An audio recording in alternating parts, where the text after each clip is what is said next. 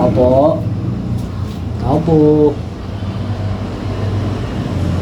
Nay, good afternoon po. Oh, sir. Magandang hapon naman.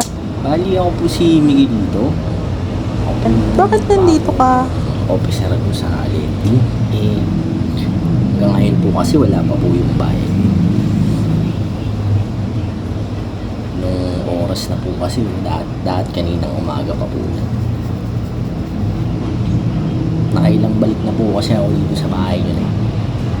Ano po Ay, ito na munang manok yung ibibigay ko sa'yo. Okay lang ba? Ano po? Kasi wala pa yung asawa ko.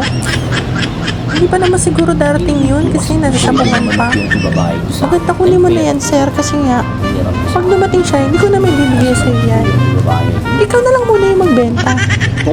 Para may pangbayad ako sa'yo. Tapos ako pa po magbibenta nung Hindi kasi alam ng asawa ko na may utang ako sa para inyo. may panghuli. Kaya, kunin mo na yan. Kasi wala akong may bayad. Huwag ka mag-alala sa susunod. Kukupit ako sa bulsa ng asawa ko para may pambayad ako sa'yo. Pwede na po yan, kisa po wala. Sige po na salamat. Ingat ka, sir. Salamat. Ay. Saan ko kaya ibebenta tong manok na to? Grabe. Ang dami-daming pwedeng ipambayad. Ito pang manok. Kano ko kaya to ibebenta? Panabong pati.